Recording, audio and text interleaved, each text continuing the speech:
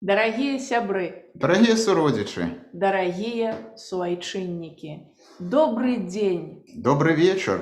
доброї раніці Вітаємо вас сердечно з Канади, з Едмонтона, Реджайни, з Торонто, Отави, Монреалю, Вінніпега Ванкувера, Калгари. і яшчэ са шматлікіх і шматлікіх гарадоў нашай велізарнай Канады.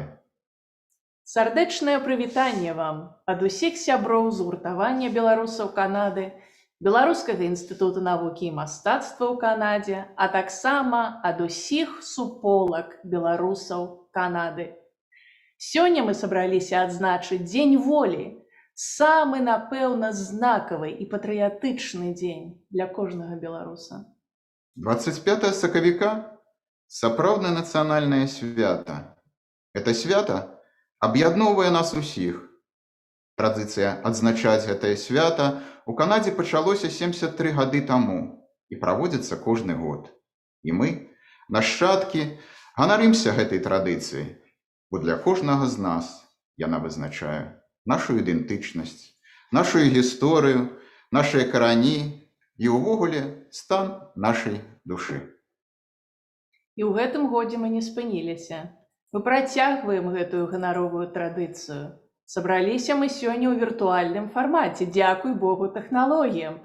І дзякуй вам вялікі, што мы сёння разам. Наша трансляцыя сёння адбываецца ўжывую ў Zoom і таксама праз YouTube. Калі ў вас узнікнуць пытанні падчас святкавання, мы запрашаем вас задаваць іх праз чат. Дзень волі аб'ядноўвае ўсіх нас, дзе б мы не былі. І нашы сённяшнія выступоўцы і аўдыторыя падключыліся к нам з Канады, Беларусі, Злучаных Штатаў, Еўропы, Лацінскай Амерыкі і таксама з іншых куткоў нашай планеты. Сёння з намі пагадзіліся быць вельмі знакамітыя выступоўцы. Тыя, чыя дзейнасць заклала падмурак незалежнай Беларусі. Тыя, чымі творамі мы захапляліся з юнацтва. Тыя, чыя песні натхняюць нас. Па традыцыі мы пачнем нашае святкаванне з гімну Беларускай Народнай Рэспублікі. Мы выйдзем шчыльнымі радамі. А перад гэтым мы прачытаем верш Рыгора Барадуліна, прысвечаны сённяшняму святу. Рыгор Барадулін, 25 сакавіка. 25 сакавіка, годны дзень беларускай дзяржавы, без наплыўных вятроў талака, пыл з кароны атрэслай ржавы. Шматавалі нас досыць арлы, і з адной, і з дзвюмя галавамі. Мы не з нейкай бязроднай імглы, нас вякі, як сваіх, гадавалі. Мы, ратаі святла, крывічы, верхачы неўміручай пагоні, маладзік сакалом на плячы, гартны меч у цвярдое далоні. Лучыць нашыя мары рака, бел чырвона-белага сцяга. 25 сакавіка. Наша свята Пароль. і прысяга.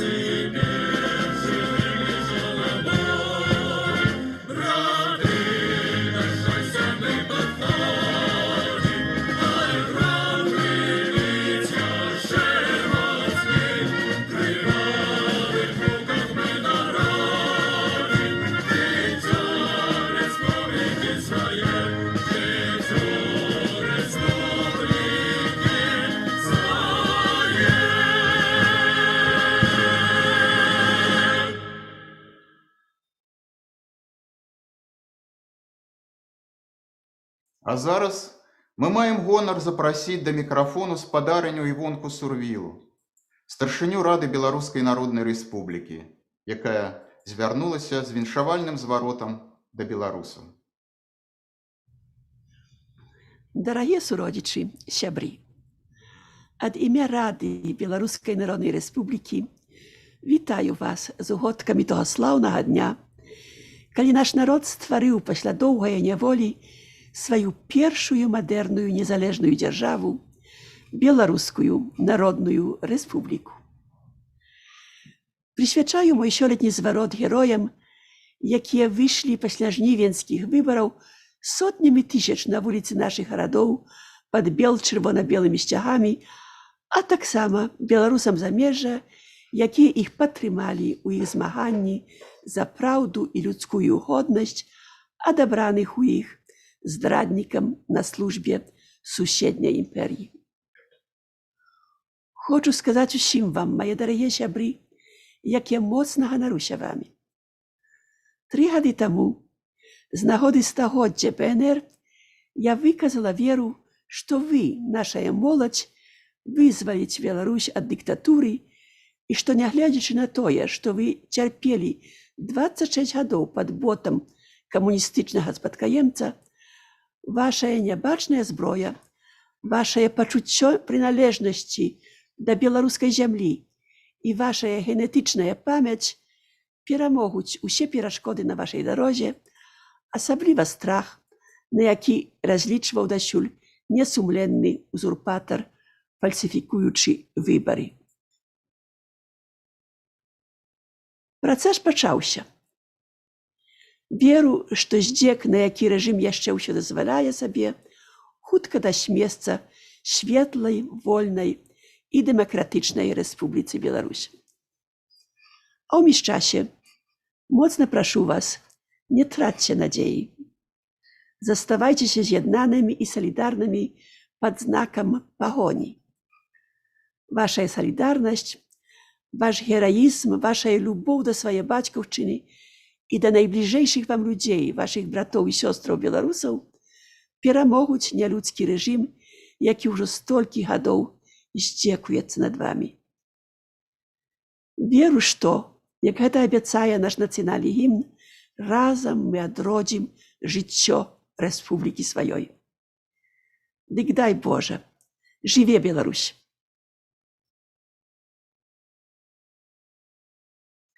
Дзякуй вялікі за прамову, спадарыня Сурвіла, і за тое, што вы сёння з намі. Сябры, калі ёсць пытанні да спадарыні Сурвілы, калі ласка, пішыце нам чат. Працягвае наша святкаванне спадар Сяргей Навумчык, вядомы беларускі журналіст, палітык, намеснік старшыны Рады БНР, дэпутат Вярхоўнага Савета Беларусі 12-го склікання, у які час была абвешчана незалежнасць Беларусі ў 90-е.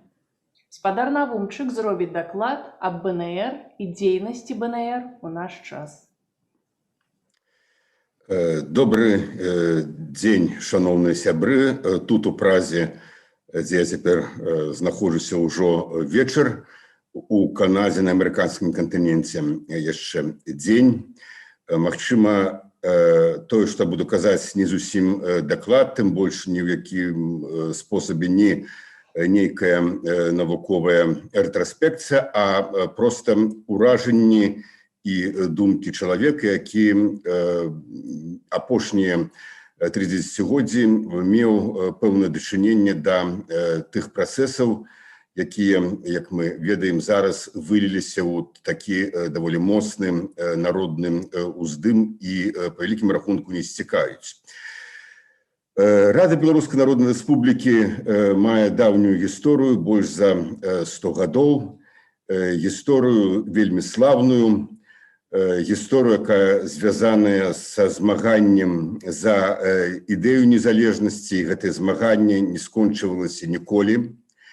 І вось што асабліва важна, што гэта было сапраўды перманентнае змаганне кожны дзень, фактычна кожную гадзіну. Змаганне гэтае ў сілу вядомых прычынаў адбывалася не ў Беларусі дзесяцігоддзямі, якая была захоплена і знаходзілася пад уладай савецкага рэжыму, камуністычнага рэжыму, а ў замежжы. Калі я кажу, што яна не сціхала ні на гадзіну, я маю на ўвазе, што адбывалася яно на ўсіх кантынентах. Беларусы мелі сваіх прадстаўнікоў, свае дыяспары і ў Аўстраліі, і ў Паўночнай Амерыцы, і ў Паўднёвай Амерыцы, і на еўрапейскім кантыненце, фактычна паўсюль. І тыя тысячы і тысячы людзей, якія былі вымушаны пакінуць краіну пасля пэўных катаклізмаў, у тым ліку, калі мы гаворым пра бліжэйшае да нас па часе пакаленне і пасля Другой сусветнай вайны, яны пакідалі радзіму з думкай, што яны туды вернуцца.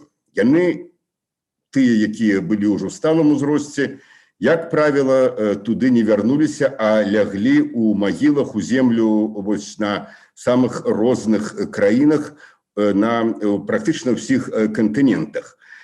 Вярнуліся на нейкі час, прыехалі на нейкі час іх дзеці ў пачатку 90-х гадоў, калі адбыўся першы з'езд беларусаў свету, і пазней той кароткі час, тыя 3-4 гады свабоды, якія былі дадзеныя Богам, а па вялікім рахунку былі дадзеныя, взятыя самімі беларусамі ў змаганні за сваю волю, за сваю свабоду, пакуль не прыйшоў да ўлады Лукашенка. Я, як і многія, відаць, мае равеснікі, чыё дзяцінства прыпала на 60-е, 70-е гады, універсітэцкае юнацтва на пачатак 80-х гадоў ці канец 70-х, меў вельмі цьмянае ўяўленне пра Раду Беларускай Народнай Рэспублікі, зрэшты, як і ввогуле пра Беларускую Народную Рэспубліку, да што казаць па шчырасці, пра сапраўдную беларускую гісторыю. Нам пра гэта практычна не казалі ў школе. Мінімальна пра гэта казалі і ва універсітэце. Дамагчыся той інфармацыі пра Беларусь, якую мы ўсё ж такі мелі, можна было толькі адзіным спосабам – гэта звярнуцца да тых крыніцаў, якія знаходзіліся па-за межамі Беларусі. А нагадаю, што на пачатку 60-х гадоў працавала не толькі Радыё Свабода, якое было заснаванае, нагадаю, менавіта на патрабаванне, на просьбу, настойлівую просьбу Рады Беларускай Народнай Рэспублікі, але, напрыклад, і мадрыдскае радыё, дзе беларусы мелі сваю праграму, якая выходзіла рэгулярна, хаця і час быў абмежаваны, рыхтавалі яе Івонка Сурвіла разам са сваім мужам Янкам. Мы ведаем, што тады, а хто не ведае, можа быць, зараз уведае, што беларуская дыяспара выдавала газеты, выдавала кнігі, выдавала інфармацыю пра не толькі навуковую, але папулярную, пра Раду БНР, найперш пра Беларускую Народную Рэспубліку, сутнасць якой была ў тым, што Беларусь павінна быць незалежнай. Вот гэтая ідэя, што Беларусь павінна быць незалежнай, калі я, савецкі студэнт, пачуў на пачатку 80-х гадоў, яна мяне проста шакавала, яна здзівіла, бо гэта абсалютна ніяк не ўкладалася ў галаве. Для нашых равеснікаў, тых, хто жылі ў Амерыцы, ў Канадзе, ў Францыі, ў Брытаніі, у беларускіх сем'ях, тых дзяцей, тых, хто выехаў тады пасля вайны, гэта была аксіёма. Яны ні секунды не сумняваліся, што Беларусь павінна быць незалежнай і верылі ў гэта. Вось гэтая эстафета, эстафета ведаў, эстафета перакананняў, якую мы перанялі, яна была перанята в значнай ступені таму, што была вось гэта інфармацыйная дзейнасць, найперш арганізаваная, канешне, Радай Беларускай Народнай Рэспублікі. Але гэта толькі адзін бок. Другі бок, не менш важны, гэта тое, што кожны год, і не толькі на 25 сакавіка, але найперш на 25 сакавіка прадстаўнікі беларускай дыяспары, найперш сябры Рады Беларускай Народнай Рэспублікі, звярталіся да ўрадаў, да парламентаў, да прэзідэнтаў, да палітыкаў тых краінаў, дзе яны пражывалі, з адпаведнымі петыцыямі і нагадывалі, што набліжаецца гадавіна незалежнасці Беларускай Народнай Рэспублікі, што ёсць такая земля Беларусь, ёсць такая краіна БССР, якая ўваходзіць у склад Аб'яднаных Нацыяў, і гэтая краіна мае права на незалежнасць. Для шмат каго сёння будзе дзіўным, што цягам дзесяцігоддзяў, я падкрэсліў дзесяцігоддзяў, пасяджэння Кангрэсу ці Сенату Злучаных Штатаў Амерыкі 25 сакавіка, калі гэта супадала, так сказаць, калі гэты дзень быў не выходны, а пасяджэнне было, пачыналася, як правіла, з малітвы беларускага святара і з нейкай пракламацыі кангрэсмена ці сенатара пра незалежнасць Беларусі. І прэзідэнт Злучаных Штатаў Амерыкі звяртаўся да дыяспары з прывітальным словам і казаў пра незалежнасць Беларусі. Я яшчэ застаў гэты час, у 90-х гадах, па традыцыі гэта яшчэ адбывалася. Гэта можа падасца з пазіцыі сённяшняга дня, калі ужо мы хутка азначым, як 30 гадоў жывем у адноўленай незалежнай Беларусі, у Беларусі, якая аднавіла сваю незалежнасць, гэта можа падасца ўсяго толькі нейкай такой цырымоніі, але тады гэта была не цырымонія, дакладней сказаць, не проста цырымонія. Гэта быў напамінак, калі мы гаворым, скажем, пра амерыканскі кантынент, амерыканскім палітыкам. Тое ж самае падобнае адбывалася ў Канадзе. Дык вось гэта быў напамінак заходнім палітыкам, што беларусы маюць права на сваю незалежнасць, што вельмі важна, паколькі, напрыклад, амерыканскія палітыкі ніколі не ставілі пад сумнеў права Літвы ці Латвіі ці Эстоніі на незалежнасць, а скажем, з Беларусей у іх узнікалі ў свядомасці пэўныя праблемы. Проста таму, што так склалася гістарычна. Проста лёс так распарадзіўся, дык вось якраз такі беларуская дыяспара, Рада БНР ішла на суперак лёсу. Вось тое наше пакаленне, і старэйшае, і маладзейшае, да якога належу я, і Владзімір Арлов, і Сяржук Соколов-Воюш, і Войцюшкевіч, і іншыя, так сказаць, нашы равеснікі, якія ўвайшлі ўжо ў такім, маладым, але ўжо стала маладым узросце ў нацыянальны рух 80-е гады ці на пачатку 90-х, яму і давялося рэалізоўваць, гэтаму пакаленню у значнай ступені рэалізоўваць тое, пра што марылі пакаленні беларусаў. Я маю на ўвазе, канешне, стварэнне Беларускага народнага фронта і далей у 91-м годзе, 25 жніўня 91-го года, абвяшчэнне незалежнасці Беларусі. Што было, безумоўна, працягам ідэі Беларускай Народнай Рэспублікі. Магу сказаць, што калі у верасні 91-го года Верховны Савет 12 склікання рыхтаваўся да прыняцця бел-чырвона-белага сцяга герба пагоня, мы, дэпутаты БНФ, разгарнулі выставу у фае перадавальнай зале ў доме ўрада, дзе былі фотаэкспанаты, тэкставыя экспанаты, якія распавядалі пра гісторыю бел-чырвона-белага сцяга, што гэты сцяг мае даўнюю гісторыю, што Беларусь ужо мела сваю дзяржаўнасць у 18 годзе і мела нават дыпламатычныя пашпарты, што пагоня, гісторыя пагоні сягае проста ў стагоддзі і стагоддзі. І для многіх вельмі дэпутатаў, для большасці дэпутатаў, былых камуністаў, гэта была абсалютная навіна. І ў значнай ступені мы карысталіся гэтай інфармацыяй, дзякуючы яшчэ і таму, што яны былі данесеныя дыяспары, данесеныя Радай Беларускай Народнай Рэспублікі. Што важна, што у 70-е, 80-е гады, раней у 60-е гады Рада Беларускай Народнай Рэспублікі захоўвала, перахоўвала легітымнасць ідэі незалежнасці. Вось калі я казаў, што яна не спыняла ніколі сваю працу, гэта азначае тое, што гэта тая рада, якая легітымна пераняла паўнамоцтвы ад фактычна была прызначана, ну, пакаленні мяняліся ад 25 сакавіка 18 года, і яна мела гістарычную легітымнасць, якая пацвярджала права беларусаў на незалежнасць. Калі Беларусь атрымала, дамаглася, будзем дакладней казаць, незалежнасць, а я яшчэ раз хочу вам нагадаць, я вот, на вялікі жаль сустракаю гэта вельмі часта ў артыкулах, у тым ліку нашых паважаных аналітыкаў і заходніх аналітыкаў, амерыканскіх, што вот беларуская незалежнасць, якая была атрымана ў выніку распаду СССР і далей. Не, зусім не так.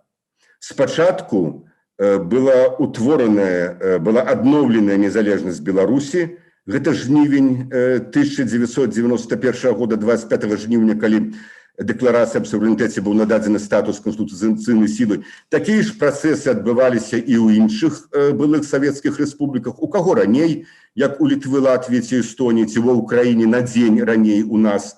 У каго пазней, а Казахстан увогуле прыняў гэта толькі пасля Віскулёў, пасля падпісання беларускіх пагадненняў. Але дэ юрэ все гэтыя рэспублікі, за выключэннем адной, за выключэннем Казахстану, да моманту падпісання белавецкіх пагадненняў у пачатку снежня 91 года дэ юрэ яны былі незалежнымі дзяржавамі. І ўжо як вынік гэтага было падпісана пагадненне аб дэнансацыі саюзнай дамовы, стварэнне СНД, што азначала распад Савецкага Саюза, дакладней фіксавала юрыдычна гэты распад, і потым было ратыфікавана парламентамі краінаў. Вот гэта вельмі важна, што здавалася б зноў жа, 4 месяцы розніцы, якая тут розніца? Не, розніца вельмі важная. Розніца важная таму, што гэта пацвярджае, што незалежнасць нам прыйшла не з Масквы, не па волі Ельцына, не па волі Крамля, а мы самі здабылі, мы самі аднавілі гэтую незалежнасць. Таму распад СССР быў вынікам абвяшчэння незалежнасці у розных рэспубліках, у тым ліку і ў Беларусі. Дык вось факт, які, можа быць, шмат хто не ведае, але ён таксама важны. Калі Беларусь аднавіла незалежнасць, Украіна аднавіла сваю незалежнасць, неўзабаве у наступным годзе Украінская рада склала свае паўнамоцтвы ў Кіеве перад новаабраным прэзідэнтам Леонідам Кравчуком, перад Вярхоўнай Радай. Гэта была урачыстая цырымонія, яны склалі свае паўнамоцтвы.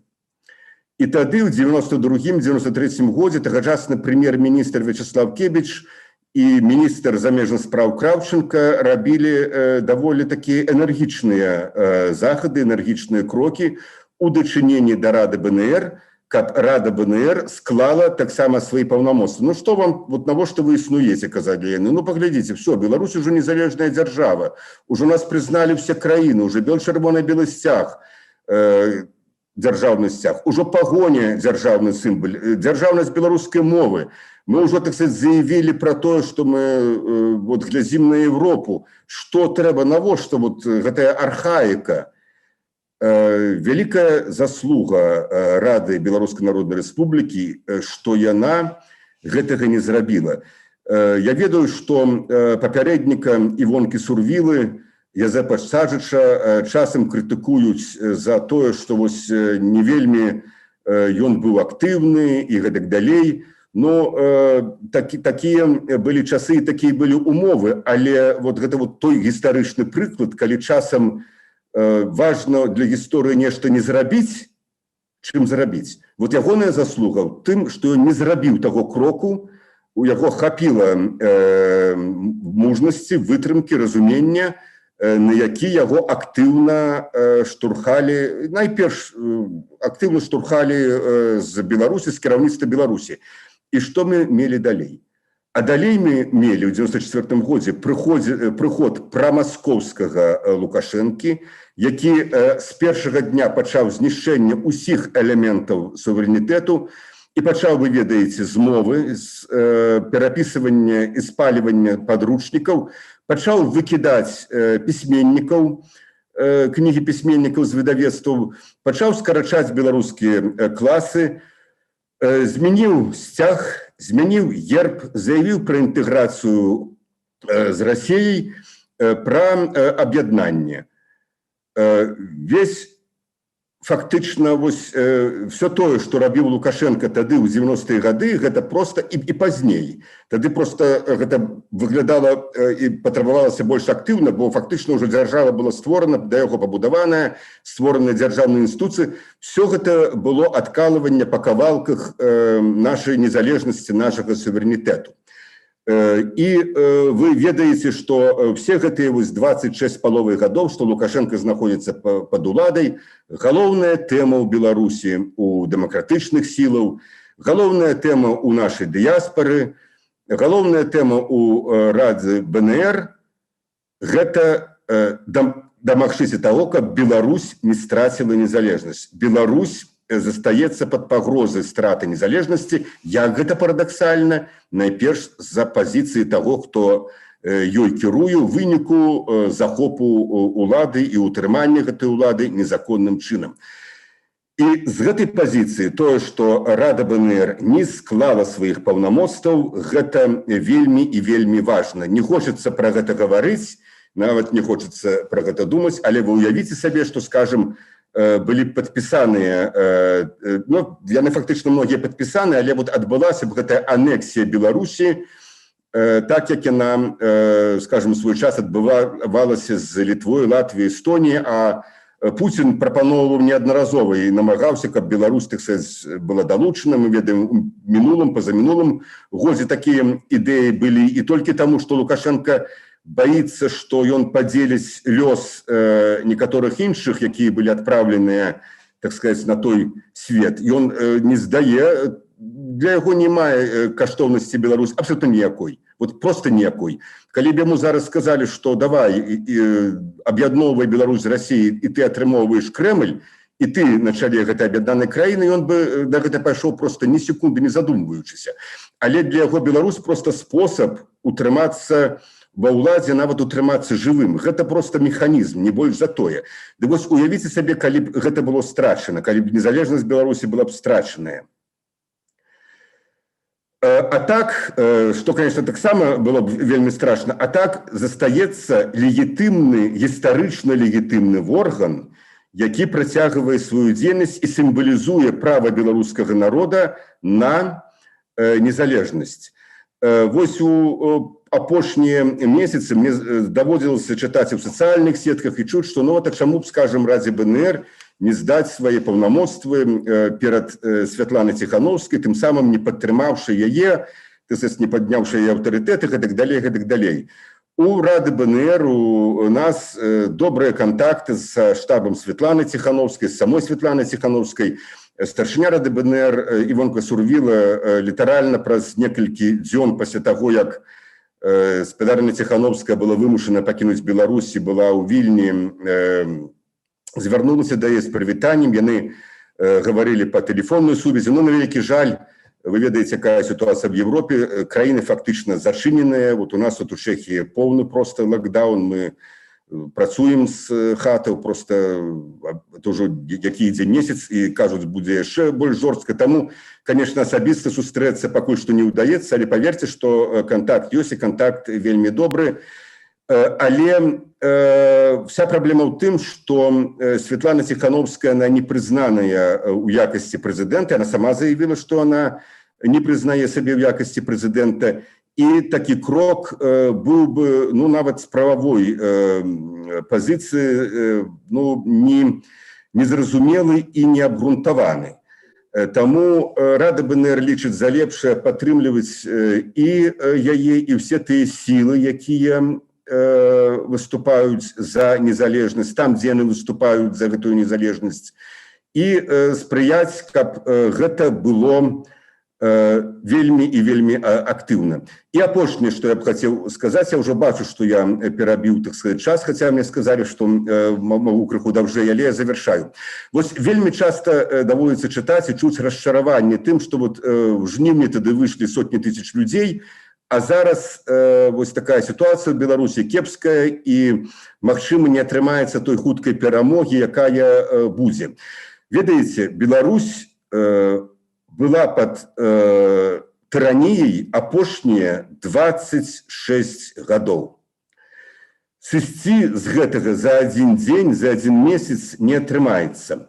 Цяпер у бібліятэцы Радыё Свабода выйшла кніга, 4-е выданне Уладзіміра Арлова «Імёны свабоды». Яна больш за 800 сторонак. Гэта 200 гадоў змагання лепшых сыноў і дачок беларускага народа за свабоду.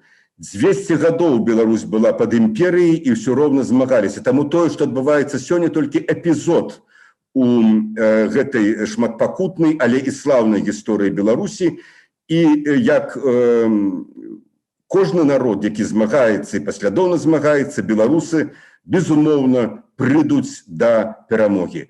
Дзякую вам за увагу, жадаю вам усім плёну у дзейнасці вашай на карысць Беларусі, конечно, здароўя вам і вашым сем'ям, і жыве Беларусь. Жыве. Дзякуй вялікі, спадар Сергей, за грунтоўны даклад. Але мы маем такое асабістае яшчэ пытанне да вас. Вот вы былі ўдзельнікам прыняцця дэкларацыі аб незалежнасці Беларусі. Ці можаце вы пару слоў сказаць про свои пачуцці і што гэта значыць адчуваць незалежнасць Беларусі, вот, як кажуць, у той момант, калі эта незалежнасць набыла сілу?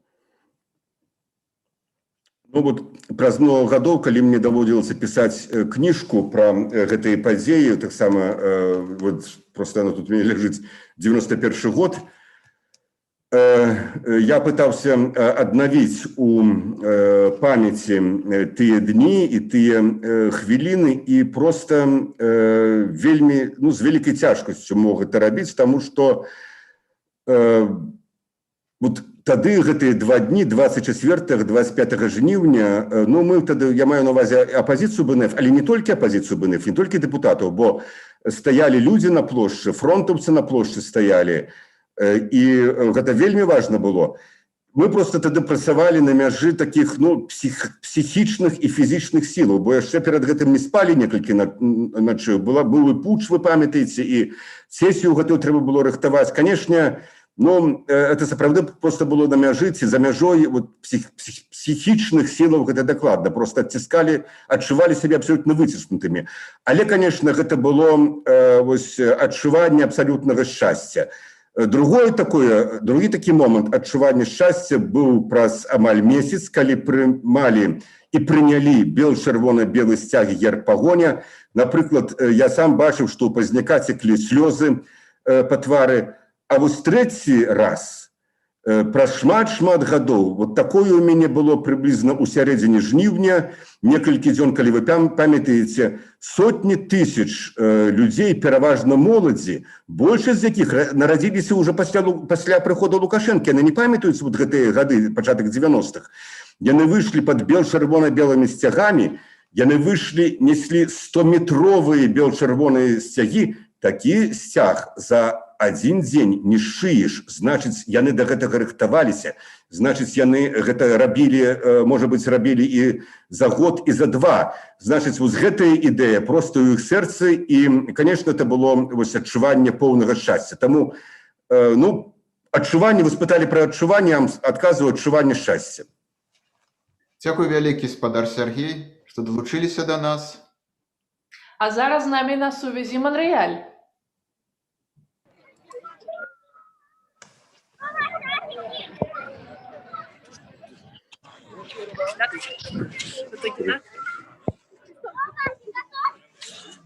Прывітанне Торонто, прывітанне Мінск. Мы з Монреалю, суполка Монреальская. Віншуем вас надыходзячым днём волі. Гэта вялікі гонар для нас удзельнічаць у гэтым фесце разам з дзеячамі беларускай культуры, беларускай палітыкі. Прабачце, вас не зусім добра бачна. Вы пастаўце камеру гарызантальна. Это ўжо гарызантальна? Вертикальна, а то вы так збоку глядзіцеся. Так лепш? І нічога не змянілася. Вертикальна пастаўце на 90 градусаў, пакруціце камеру. Так? Так, вот так добра. Вот так добра. Дзякуй вялікі. Так добра. Наша суполка сабралася сёння таксама каб пасвяткаваць дзень волі. І мы лічым, што гэты дзень адзін з найважнейшых у нашай гісторыі. І мы вельмі спадзяемся, што праз год усе змогуць святкаваць гэты празднік у Менску. І мы спадзяемся, што гэтая чорная старонка ў гісторыі нашай страны закончыцца. І жыве Беларусь! Жыве! Муры, правды свободы, Уркутка рухне, рухне, рухне, и поховая свет старый. Уркутка рухне, рухне, рухне, и поховая свет старый.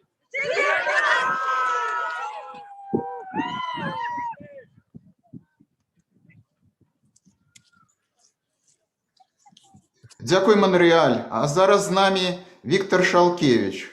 Усе мы добра яго ведаем. Это наш знакаміты бард, актор, шоумен. Дзякуй вялікі, што завіталі да нас у Канаду.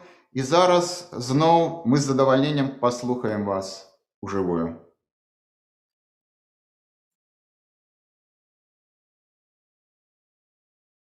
Віктор, калі ласка.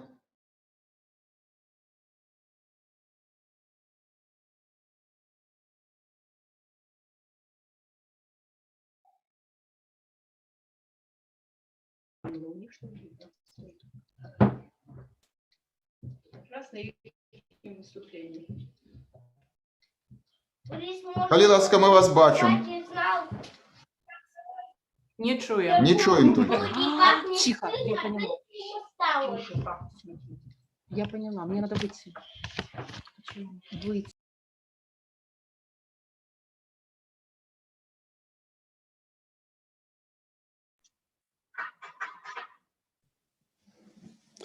А цяпер? А от цяпер добра. Добра. Так, сябры мае, ну зараз маленькі перапынак 10-хвілінны на культуру. Прабачце, вось я не палітык, я бард і акцёр. Са мной побач сидзіць Петрович Адзавісе на клавішах. Мы тут зрабілі такую маленькую студыю у себе ў хаце, каб вам было лягчэй і цікавей. Першая песня называется «Блюз вясна».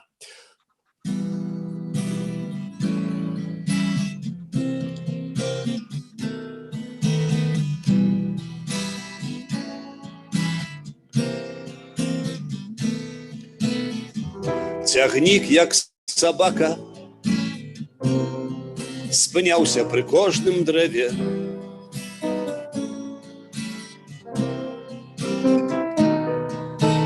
Прыпынак ліпа. Асцярожна, дзверы зачыняюцца. Наступны прыпынак вайна.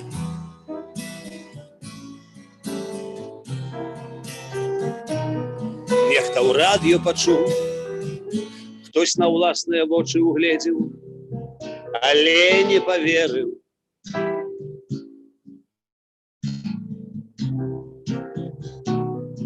З заходняй Еўропы ішла да нас лёгкім крокам вясна.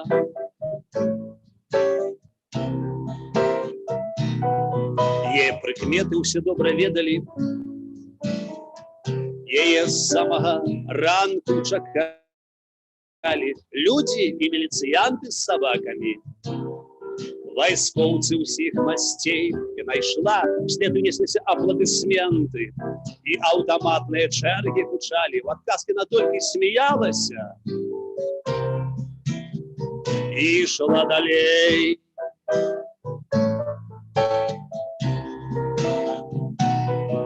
Па гарадах і мястэчках горлы драўля гандалкаў і крамаў, тлум нябожчыкаў і ідыётаў, што не існуе ў свеце. Такое пары яны шчэрылі зубы і рвалі сцягі, і махалі спадніцамі, снятымі з плоту. Яны сонца хацелі спыніць і назад павярнуць. Яны палілі календары.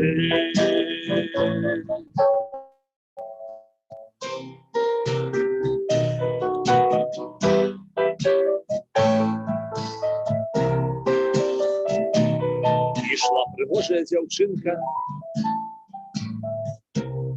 у вышытай шоўкам сукенцы. Роты аўтаматчыкаў хаваліся па завуголлях, чакалі, дзе яна. Загараліся белым полымем яблыні, вішні, расцвіталі надзеі людскія ў сэрцы. Хто бы і не страляў, не прахаў на яе з-за трыбуны, была ёсць і будзе вясна. Была ёсць і будзе вясна. Была ёсць і будзе вясна.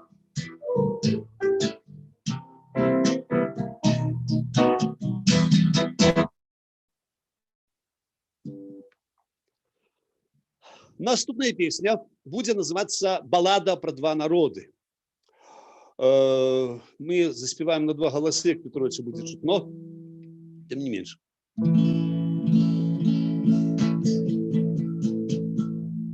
Нібыта жывучы, нібы ў адным народзе, і ведаючы, як то файна між сваіх жывецца пры свабодзе.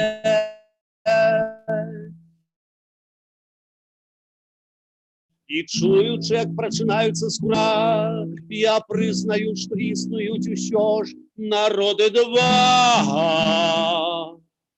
І хоць адныя з нас зялёна чырванеюць, а іншыя, наадварот, раз чырванеюць, раз бялеюць, абмежаваным рэкамі ляжым між пушчаў і раўнін. І нібы тут павінен быць і жыць народ один, один, один.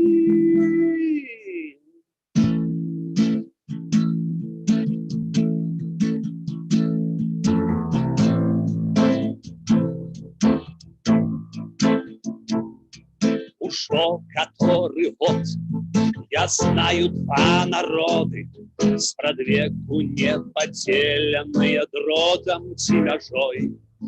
І дыхаюць яны тым самым кіслародам, і бок а бок жывуць на вуліцы адной. Аднак, калі адзін народ вяртаецца з пратэстаў, дзе зранку не маўчаў пра беды пра свае, другі народ сидзіць на тым жа самым месцы, насупраць тэлевізара і прагна піваты.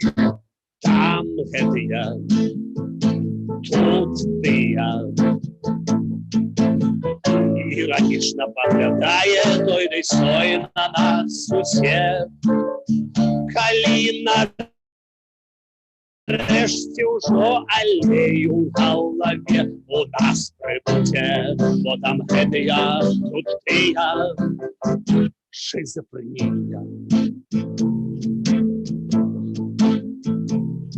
Калі адзін народ в сябе хоць трохі верыць шчыра, задраўшы хвост, калі адзін народ за 30 год ужо вырас, другі наадварот па вушы ў глебу рос. Адзін народ всё дастае то ў плечы, то ў прамежнасць, другі з цяжком махаючы раве на цэлы рот. Калі адзін народ бароніць незалежнасць, гатовы пахаваць яе другі народ. Там гэтыя, тут тыя. Іранічна паглядае той ды стой на нас сусед. Калі нарэшце ўжо алею ў галаве у нас прыбудзе, бо там гэтыя, тут тыя. Шизофренія.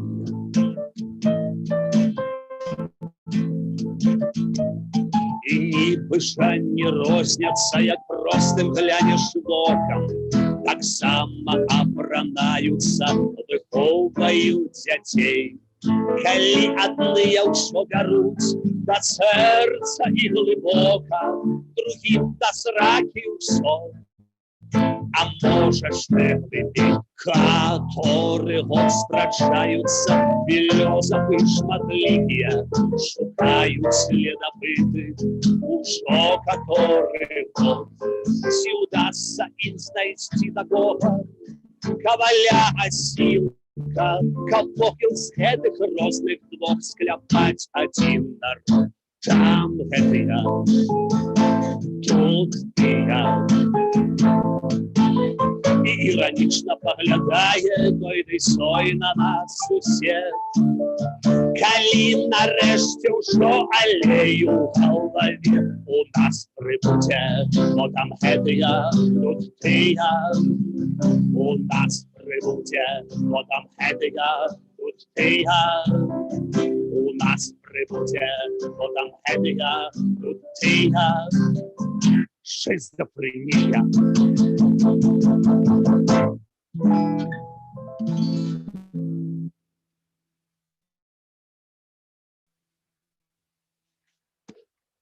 І апошняя песня про краіну, яка до гэтых пор знаходится у меня на кашульцы.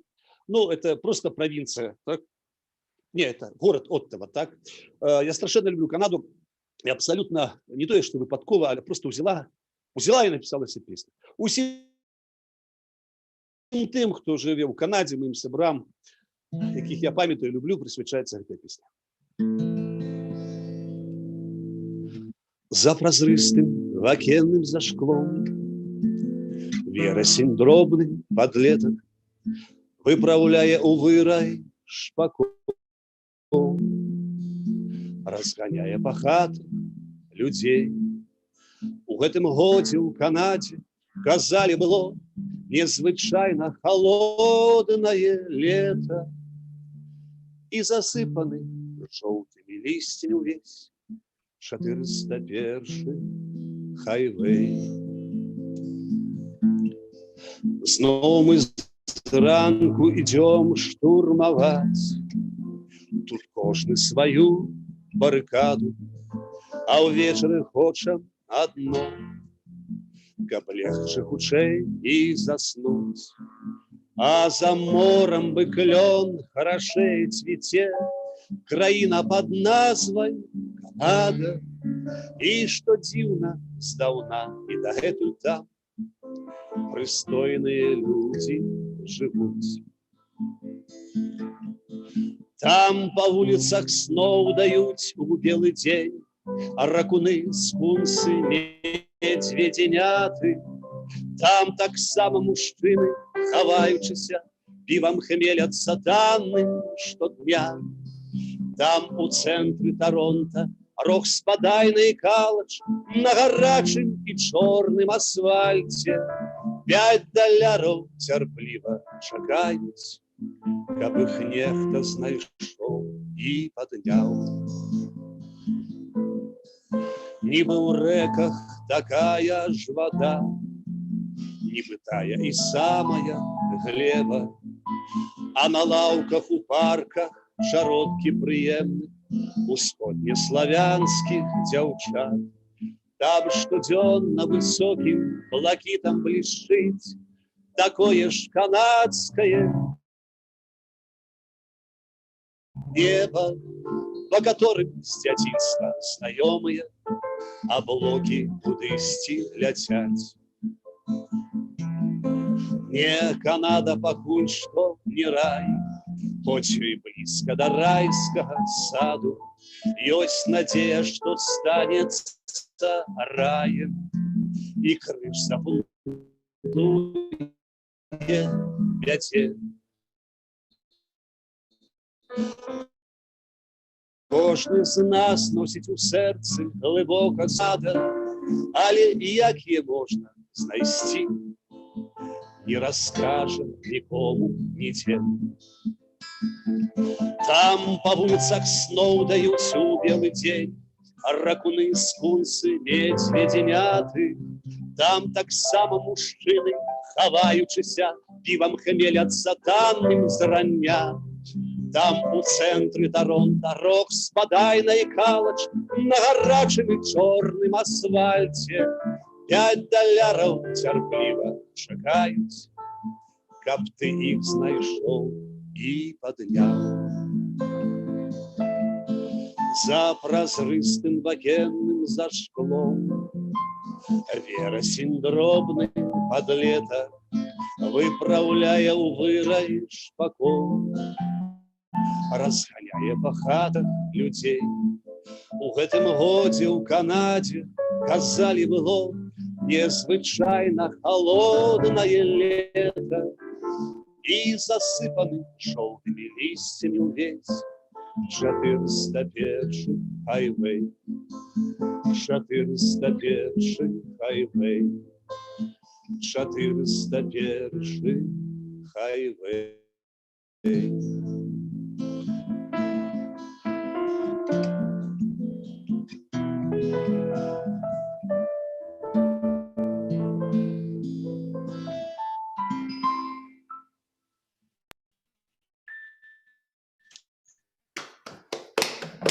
Дякую.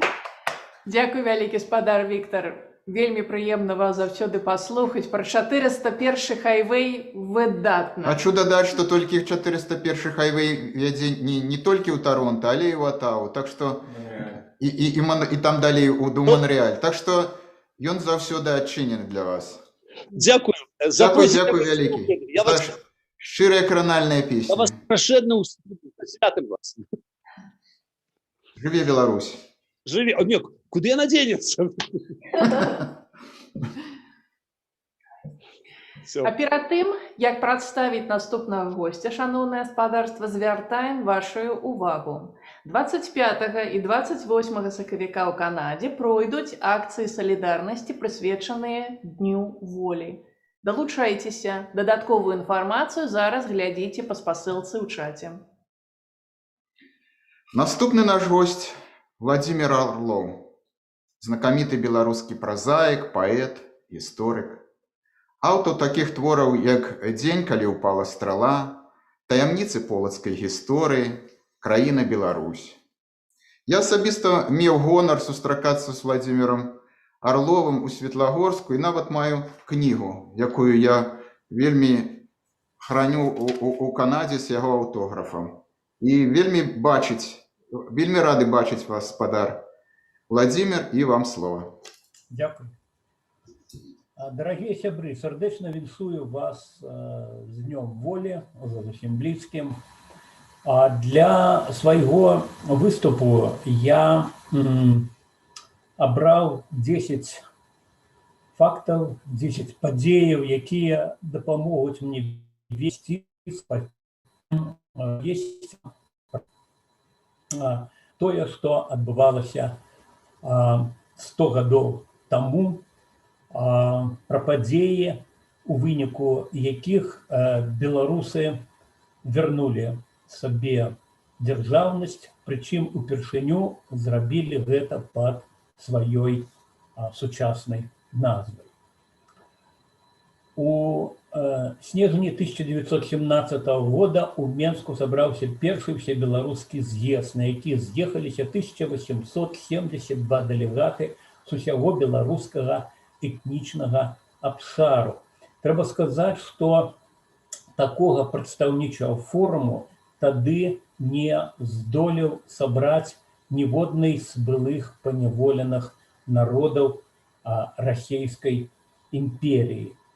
На з'ездзе зноў і зноў гучаў заклік: «Няхай жыве Беларуская народная рэспубліка». Бальшавікі з дапамогай збройнай сілы здолелі разагнаць з'езд, арыштавалі частку дэлегатаў, але спыніць імкненне беларусаў да незалежнасці яны не здолелі. З'езд абраў раду, а рада Всебеларускага з'езда абрала выканаўчы камітэт, які працягваў сваю дзейнасць у падполлі, а як толькі гэта стала магчымым, 9 сакавіка 1918 года у другой устаўнай радзе была абвешчаная Беларуская Народная Рэспубліка. Чаму ж мы тады святкуем Дзень волі 25 сакавіка? Таму што 25 сакавіка была абвешчаная незалежнасць Беларускай Народнай Рэспублікі. Дзяржаўнымі сімваламі БНР сталі гістарычны герб пагоня, бел-чырвона-белы сцяг, эскіз якога стварыў Клаўдзій Дуздушэўскі. Дзяржаўнай мовай была зацверджаная беларуская мова, а дзяржаўным гімнам стала песня «Мы выйдзем шчыльнымі радамі» на вершы Макара Краўцова і музыку Владзіміра Тараўскага. Тэрыторыя БНР, заўважце, складала амаль 400 тысяч квадратных кіламетраў з насельніцтвам прыблізна 15 мільёнаў чалавек. Дзеля параўнання, тэрыторыя сучаснай Рэспублікі Беларусь 207,6 тысячи квадратных кіламетраў і насельніцтва менш за 10 мільёнаў. Першы урад БНР меў назву Народны сакратарыят. Яго старшынёй быў абраны Язэп Варонка.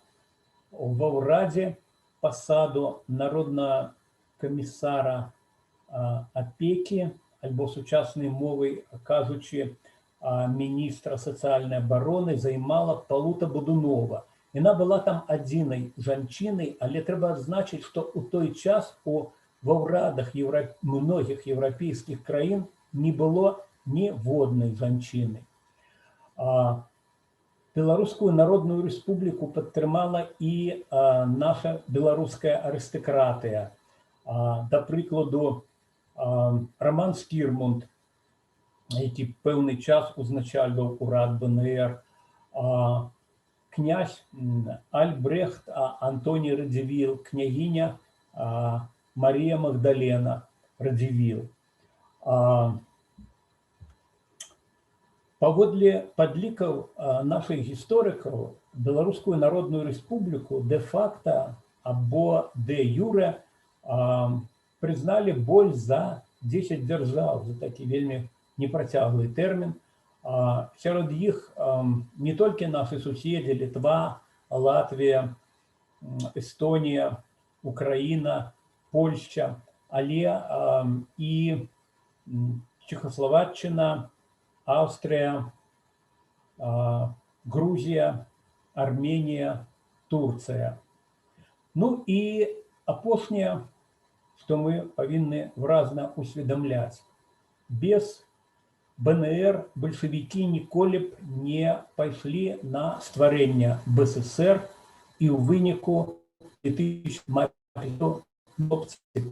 Рэспублікі Беларусь, дзе мы жывем за свабоду і незалежнасць, якой за сапраўдную незалежнасць мы цяпер змагаемся.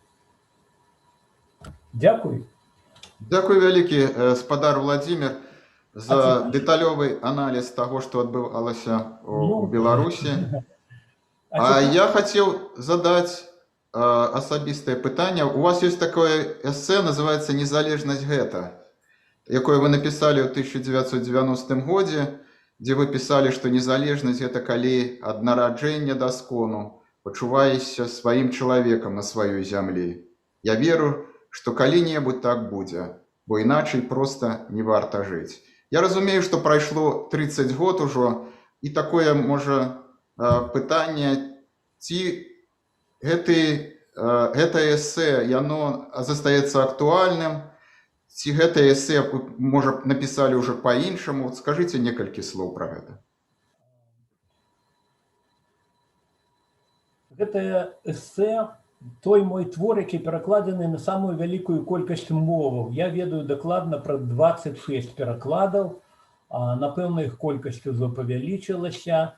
І, на жаль, гэта эсэ ніяк не патрапіць у архіў нашай найноўшай гісторыі ці в архіў нашай літаратуры.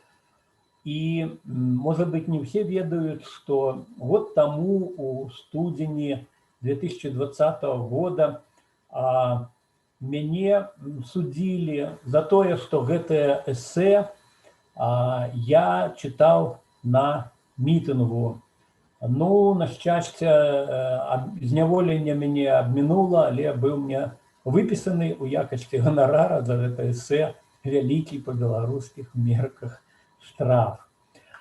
Вось такая вось гісторыя сучасная з маім эссе, якое у свой час было надрукаванае во всіх недзяржаўных і дзяржаўных газетах. І апофеозам гэтага трыумфальнага шэсця маёй незалежнасці была публікацыя ў 1993 годзе ў газеце «Піянер Беларусі», нават, уявіце сабе.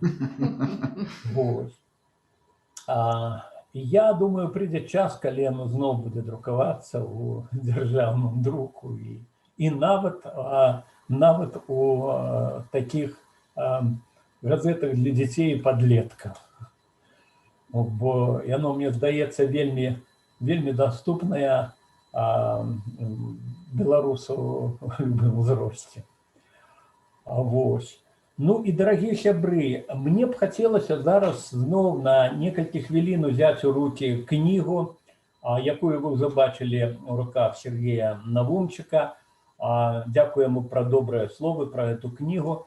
Дзесяткі сторонак у гэтай кнізе, храналогія якой ад Тадеуша Касцюшкі да нашых дзён, дзесяткі сторонак у ёй прысвечаныя якраз тым героям нашай гісторыі, якія стваралі Беларускую Народную Рэспубліку і змагаліся за яе, урэшце гінулі за яе ідэалы. І зараз кароткае эссе пра Антона Луцкевіча. Разам з братам Іванам ён вярнуў беларусам статус народу дзяржаўнага. Галоўны ідэолог нашай першай палітычнай партыі «Грамады», адзін з ініцыятараў першай легальнай беларускай газеты «Наша доля», заснавальнік супольна з братам аднадумцам Іванам легенды нацыянальнага друку нашай Нівы. Аўтар канцэпцыі Злучаных Штатаў ад Балтыкі да Чорнага мора. Напярэдадні паседжання Рады БНР, што адбылося ў ноч з 24 на 25 сакавіка 1918 года, якраз Антон Луцкевіч стаў ініцыятарам абвяшчэння незалежнасці БНР, а неўзабаве узначаліў яе ўрад. Ён жа быў аўтарам гістарычнай трэцяй устаўнай граматы.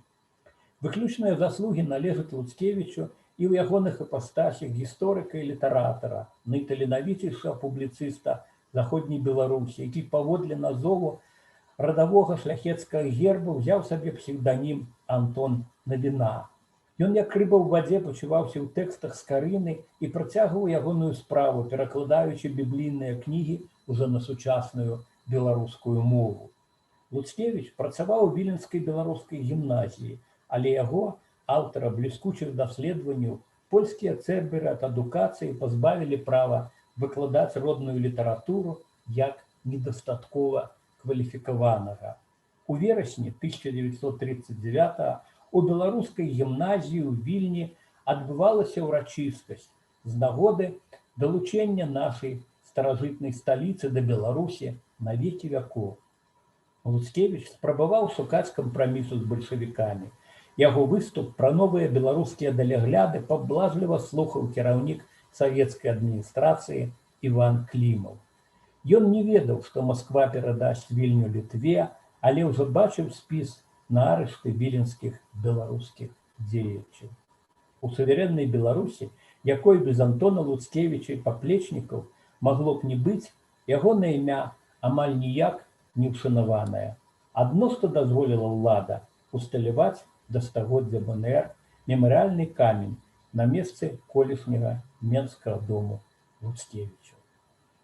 Але прыйдзе час, калі у Менску, я думаю, не толькі ў Менску, будуць вуліцы імя Івана і Антона Луцкевіча. І абавязкова будуць помнікі стваральнікам нашай дзяржавы. Дзякуй, дарагія сябры. Калі ёсць пытанні, я з прыемнасцю. Дякую вялікі, спадар Уладзімір. Мы жадаем вам плённай працы. Дзякуем за тое, што вы робіце для Беларусі. А мы працягваем нашу вечарыну. І зараз да нас далучаецца Эдмантан з відэавершам. По маёй зямлі ходзяць чорныя, ходзяць колькасцю незлічоннаю.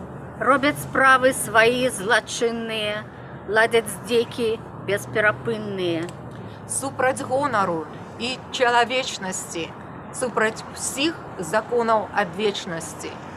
Супраць тых, хто марыць асмеліцца, што ўлада народная здзейсніцца. Па маёй зямлі ходзяць змрочныя, ходзяць нібы ваўкі паўночныя. Де ахвяру сабе шукаючы, забіваюць нібы гуляючы. Забіраюць душы адвечныя, пакараннямі бесчалавечнымі. Кайданамі рукі сціснуўшы, толькі прозвішча нам пакінуўшы.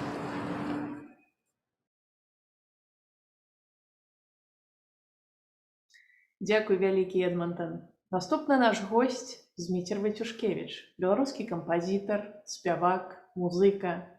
Вітаем вас, Зміцер. Вельмі любім вашыя песні і з задавальненнем заўсёды слухаем вас. Спяваем іх у Канадзе.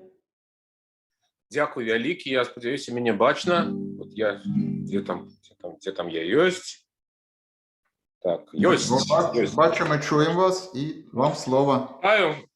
Я хотел выканаць некалькі песень. Першая песня на верш Владимира Никляева называется «25 сакавіка». Калі мы з табою мужчыны, калі мы не ветры ў полі, калі любім мы айчыну, як сябе і нават болей, дык тады скрозь нашы целы, скрозь пакуты ўсе і полі, між аблок чырвона-белы пролятаюць птушкі волі. 25 сакавіка лёд зімовы ламае рака і лунае як ластаўка. 25 сакавіка, 25 сакавіка у руцэ каханай рука напаўняе душу да крайка. 25 сакавіка, калі мы з табою мужчыны, калі носім гэта званне, нам з табой няма спачыну ні ў каханні, ні ў змаганні. У каханні да жанчыны, што праводзіла ў дарогу, у змаганні за айчыну, што нам дадзеная Богам. 25 сакавіка лёд зімовы ламае рака і лунае як ластаўка. 25 сакавіка, 25 сакавіка у руцэ каханай рука напаўняе душу да крайка. 25 сакавіка, 25 сакавіка. Дякую вялікі. Наступная песня таксама... Нет, давайте зробім так. Наступная песня на верш Владимира Короткевича называется «Белорусская песня». Лай, лай, ла-ла-ла, лай, ла-ла-ла, ла-ла-ла, лай, лай, ла-ла-ла, лай, ла-ла-ла, ла-ла-ла. Где мой край? Там, где вечную песню пяе беловеж, там, где днем на заходе помнить ворожую кровь, где на узвышших новоградских дремлют суровые вежи, и вишневые хаты глядятся в широкий Днепро. Ты ляжешь там, где синяя Припять ласкаво веется, где София, плыве над Двиною нібы корабель, там, где сердце мое с першим кроком, як молот, забьется, калі б нават сляпым і глухім я прыйшоў да цябе. Што сляпым? Нават мёртвым успомню высокія зоры, над ракою, червоний тьмяний польот кажанов. Білий ветрось на гордых, на синих, як море озера, и бары океаны, и небо разливы и льнов. Где мой край? Там, где люди ніколи не будут рабами, что за полюку носит ярму безнадейной турме. Те осилки хлопцы молодыми взрастают дубами, а мужчины, як скалы, ударишь, и зломится меч. Где мой край? Там, где мудрые продки у хвоях поснули, где жанчыны, як радостный сон у стагах на зары, а дзяўчаты, як дождь залаты, а сівыя матулі, як жнів'ё з павуціннем і добрае сонца ў гары. Там звеняць неуміручыя песні на поўныя грудзі, там спрадвеку гучыць моя мова булатны клинок, тая гордая мова, якую тады не забудем, калі сонца зямлёю ў апошні заглыбіцца змрок. Лай, ла-ла-ла-ла, лай, ла-ла-ла, ла-ла-ла, лай, лай, ла-ла-ла, лай, ла-ла-ла, ла-ла-ла. Ты наш край. Ты чырвоная груша над дзедаўскім домам, лістападаўскіх знічак густых паспарычная раць. Ты наш стяг, што нікому на свеце, нікому не дамо абсмяяць, апаганіць, забыць, ці мячом зваяваць. Мы клянемся табе, баразной сваёй першай на полі, і апошняй раллёй, на якую упадём у журбе. Мы клянемся табе, што ніколі, так ніколі не кинем тебе. Лай, лай, ла-ла-ла, лай, ла-ла-ла, ла-ла-ла. Жыве Беларусь. І яшчэ одна песня, яна таксама вельмі важная, ну, не все хорошая, на верш Владимира Некляева. Музыка моя называется «Жыве Беларусь». Як раз таки у Торонто, выступаючы з гэтай песняй, падышоў да мяне дзед, такі небрыты, касматы, як я называю. І ён кажа, вельмі класная песня, хорошая песня, кажа, «Жыве Беларусь, Беларусь жыве, як салям алейкум, алейкум ассалам». То есть ён так посмеяўся, но в принципе на ўсіх канцэртах зараз у Беларусі, ну, звычайна ж люди адказвалі «жыве», а не «Беларусь жыве». Там можна адказваць, як вам зручна. Вось на мой, значит, запел «Жыве Беларусь» можете отказывать просто «Жыве», а не «Беларусь жыве».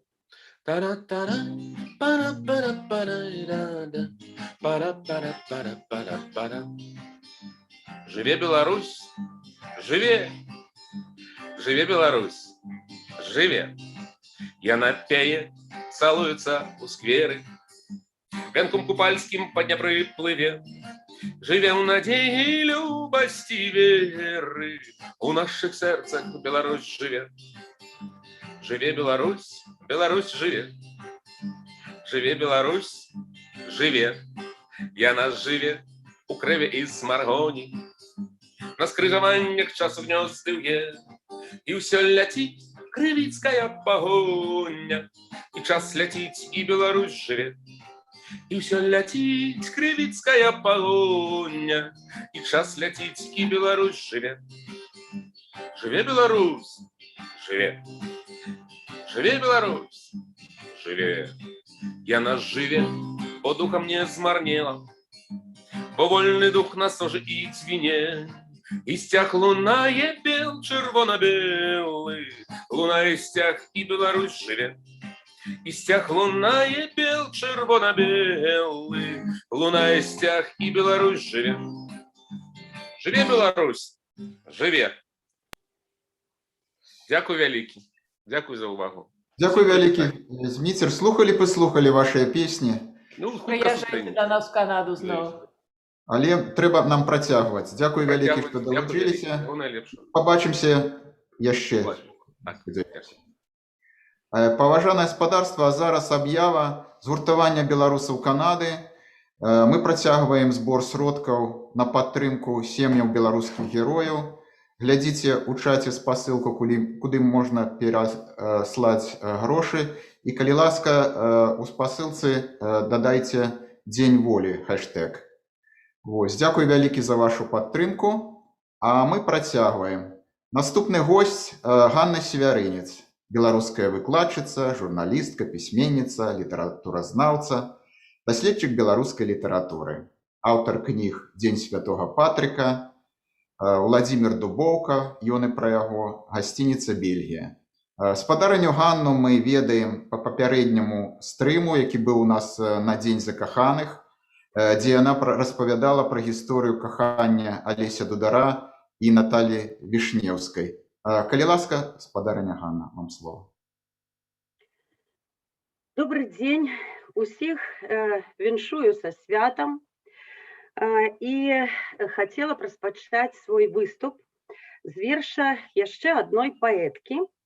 Верш гэты быў напісаны ў 1925 годзе, выйшаў у часопісе «Полымя».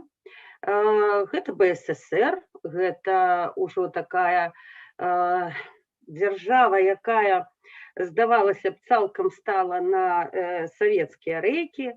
Але паслухайце, што гэта за верш. Наталя Панамарова, друкавалася яна пад псеўданімам Хмарка. 25 год, часопіс «Полымя». Сакавіку. Сакавіку маё вітанне. Хай крые снег усё да звання, няхай пануе яшчэ зіма, хай завіруха круціць уночы і слепіць белым снегам вочы, няхай цяпла яшчэ няма. Хай неба хмарамі пакрыта, і вецер вые так сярдзіта, нібы пагрозы шле вясне, нібы хаўтуры ёй спраўляе, і сцежкі снегам спавівае, і дрэвы стыгнуць у зімнім сне. Але я страхам тым не веру.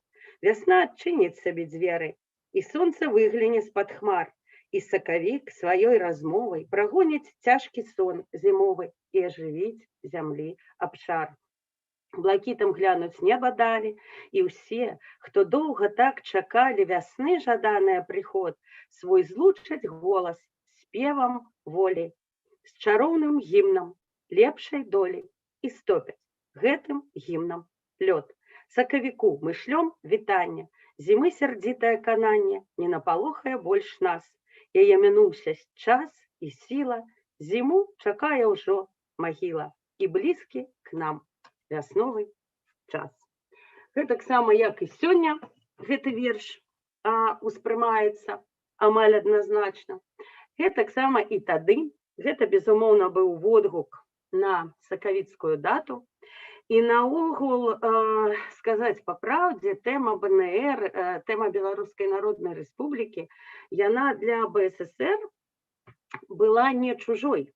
Гэта ўжо потым пад ціскам рэпрэсій, пад ціскам цэнзурнага абмежавання, пад ціскам страху, ўрэшце рэшт, за ўласнае жыццё, дзеячы і новай беларускай літаратуры, і класікі, яны адмяжоўваліся і публічна ад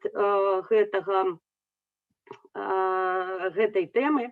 Але, безумоўна, гэты рух, які спарадзіў ПНР, які спарадзіў адраджэнне 20-х гадоў, які спарадзіў беларусізацыю і наогул дзеянне нацыянал-камуністаў, так, гэтых людзей, якія засноўвалі БССР, якія да 29-го года спрабавалі зрабіць з гэтай дзяржавы уласна беларускую дзяржаву, дзяржаву, якая была б дзяржавай непасрэдна беларусаў.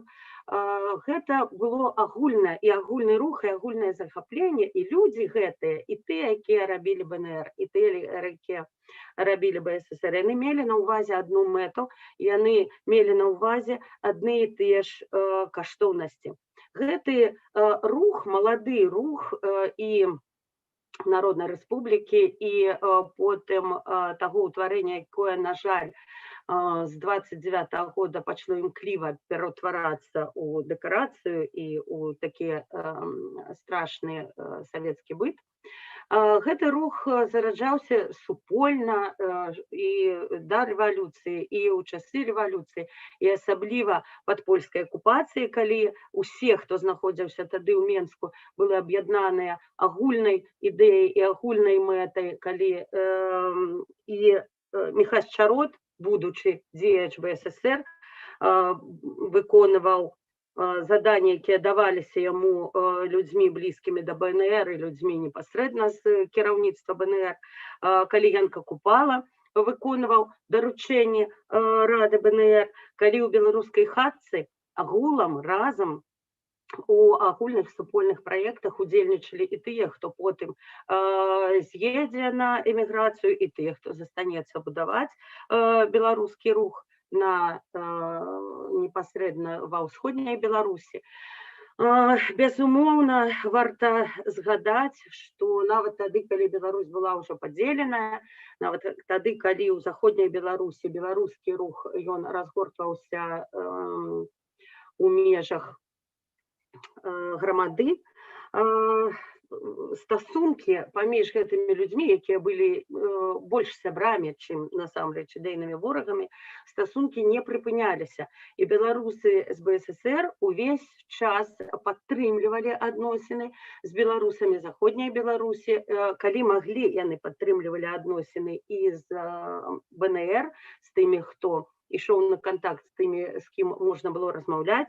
Вядомая гэтая знакамітая паездка Чарота, Жалуновіча і Зарэцкага, гэта выбітныя дзеячы менавіта Савецкай Рэспублікі Беларускай.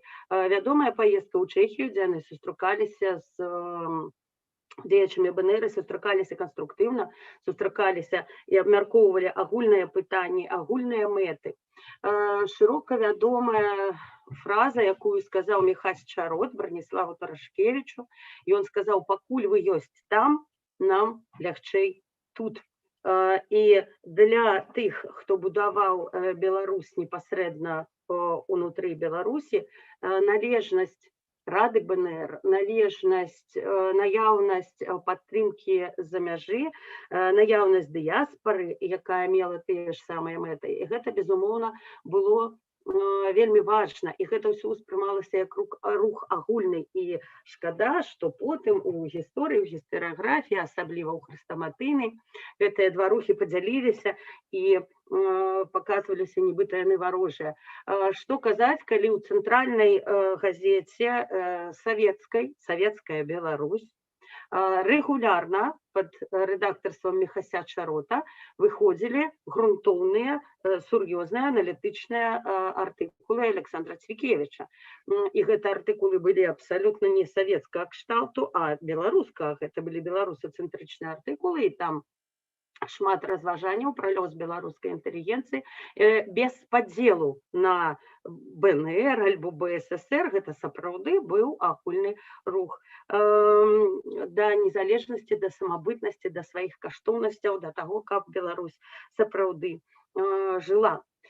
Яшчэ адзін верш, які я хацела б прачытаць цяпер, ён дастаткова знакаміты. Гэта верш савецкага паэта з БССР, Алеся Дудара. Верш цяпер ужо класічны, хрэстаматыйны, але ён вельмі надзённа гучыць, і гэтаксама, як і верш Хмаркі Наталі Панамаровай, гучыць так, нібыта напісаны сёння для цяперашніх імпрэз. У гэтым вершы ён мог быць падпісаны кім заўгодна, альбо дзеячамі БНР, альбо дзеячамі БССР, усімі тымі, каму неабыякавы лёс менавіта Беларусі, вне залежнасці ад таго, на якую палітычную сілу яны зрабілі ў свой час стаўку. Пасеклі край наш папалам, каб панскай вытаргаваць ласкі. Вось гэта вам, а гэта нам. Няма сумлення ў душах рабскіх. І цягнем мы на новы строй старую песню і чужую. Цыгане шумною толпой па Бессарабіі качуюць. За ўсходнім дэспатам царком мы бегаем на задніх лапах. Нью-Йорку грозім кулаком, і Чэмберлена лаем трапна. Засыплем шапкамі яго, ура, ура, потопім в соплях, а нас тым часам з году ў год тут прадаюць у раздроб і оптам. Мы не шкадуем мазалёў, мы за чужых праклёны роем, але без торгу і без слоў мы аддаём сваіх герояў. Не смеем нават гаварыць і думаць без крамлёўскай візы. Без нас все робяць махляры ды міжнародныя падлісты. О, ганьба, ганьба, ў нашы дні такі разлом, туга такая, і баюць байкі баюны северо-западнага края. Але яшчэ глушыце кроў, гарыць душа, і час настане, калі з-за поля, з-за бароў, па-беларуску сонца гляне. Тады мы ў шэрагах сваіх, быць можа, шмат каго не ўбачым, з тугою ў сэрцы ўспомнім іх, але ніколі не заплачам, а дзень чырвоны зацвіце, і мы гукнем яму «Дабры дзень», і са шчытом ці на шчыце у краіну нашу зноў мы прыйдзем. Алесь Дудар, 1928 год. Як мне сёння выпаў такі гонар удзельнічаць у мерапрыемстве святочным, які арганізуе дыяспара, то немагчыма не сказаць некалькі словаў і пра тую ролю, якую адыграла дыяспара, якую адыгралі і адыгрываюць беларусы за мяжой.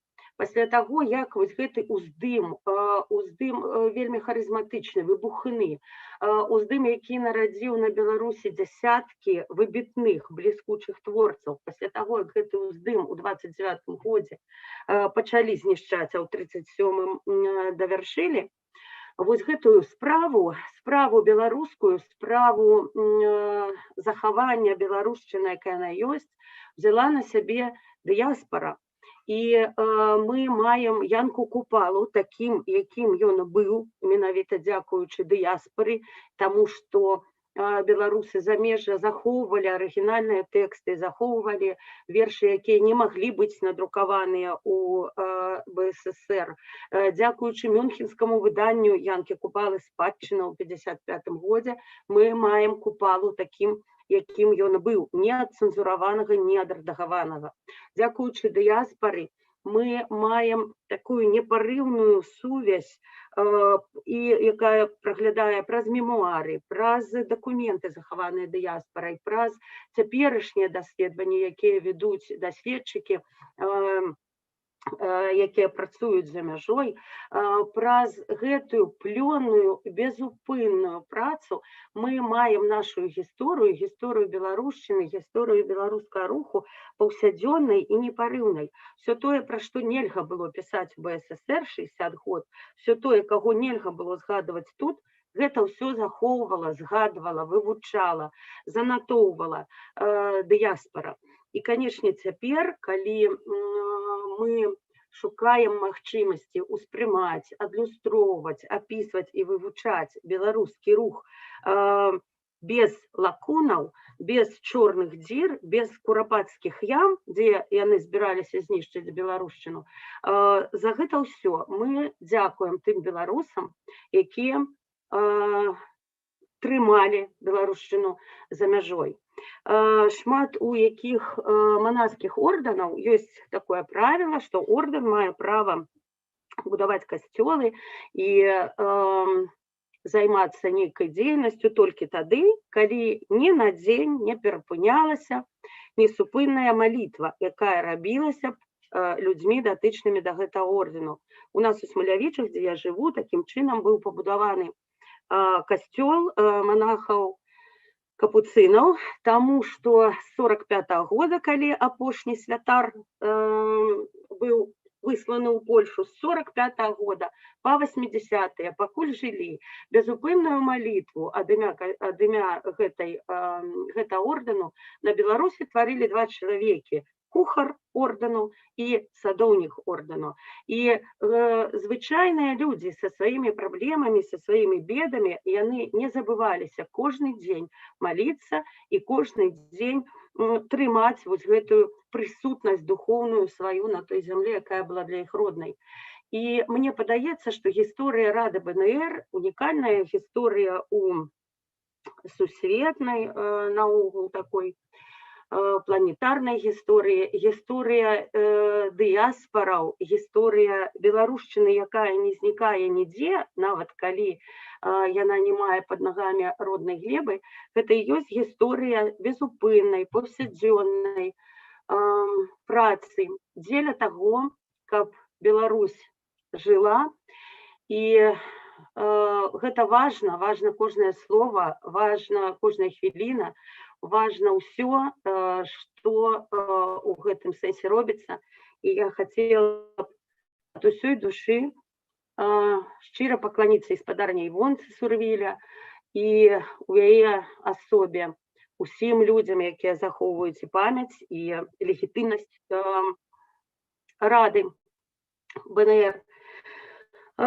І наогул усім, хто зараз падтрымлівае нас, тых, хто знаходзіцца тут унутры, у нашым і ў вашым агульным змаганні. Жыве Беларусь!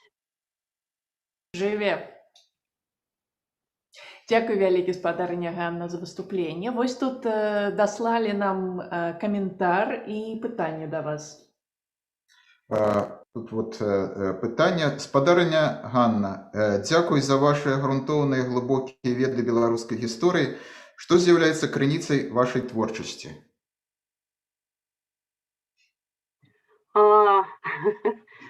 Ну, можна адказаць, яно будзе выглядаць, напэўна, пафасна, але я не ведаю, якім іншым словам сказаць. Зямля, на якой мы жывем, якая мае такую прыгожую, такую драматычную і такую моцную гісторыю, зямля, якая нараджае такіх невераемных людзей, упартых у сваёй барацьбе, бо сапраўды спадар Сергей абсалютна верна назваў тэрмін, які мы змагаемся, гэта больш за 200 гадоў, які Беларусь змагаецца за сваю суб'ектнасць і за сваё захаванне. Я не ведаю, ці ёсць яшчэ такі народ, які б гэта рабіў столькі год, не спыняўся, яшчэ ад разу да разу рос. Гэта і ёсць, напэўна, крыніца натхнення. Вялікі гонар належыць да такого народу. Дзякуй вялікі, спадарня Ганна. Вось каментар нам надышоў. Дзякуй за вашы грунтоўныя і глыбокія веды беларускай гісторыі. А зараз мы працягваем. Дзякуй вялікі. А зараз мы працягваем, і з намі на сувязі з прывітальным словам беларусы з Рэджайны. Дарагія беларусы, сёння я маю вялікі гонар павіншаваць усіх вас з днём волі з далёкага Саскачэвана. Тым больш гэта вялікі гонар для мяне, бо ў гэтым годзе беларуская суполка Саскачэваншчыны адзначае дзень волі ўпершыню. Сёння мы ўзгадваем падзеі, якія адбыліся больш за 100 гадоў таму на нашай радзіме. І той подзвіг, які здзейснілі нашы продкі, утварыўшы першую вольную, дэмакратычную, незалежную беларускую дзяржаву. У тых абставінах гэта быў сапраўдны подзвіг. Подзвіг волі. Таму менавіта сёння так важна, каб кожны з нас адказаў сам сабе на пытанне, што такое воля? Вы скажаце, воля – гэта магчымасць здзейсніць свае намаганні. І гэта, канешне, так. Але перш за ўсё, воля – гэта адказнасць. Гэта адказнасць перад сабой. Гэта адказнасць перад сваім сумленнем. Воля – гэта адказнасць перад сваёй сям'ёй, сваім народам, перад будучымі пакаленнямі. Воля – гэта адказнасць перад сваёй радзімай. Так склалася, што яшчэ год таму многія з нас саромеліся, адказваючы на пытанне пра сваю радзіму, пра сваю мову. На жаль, але гэта так. Многія з нас ніколі не мелі станоўчага попыту быць беларусамі. Але гэта змянілася. Сёння кожны з нас з годнасцю адказвае: я беларус. Я з Беларусі. Моя мова беларуская. Дарагія беларусы, мы шчыра віншуем вас з днём волі. Мы жадаем, каб праз шмат гадоў нашыя дзеці, нашыя ўнукі, нашыя праўнукі ніколі не саромеліся быць беларусамі. Жыве Беларусь!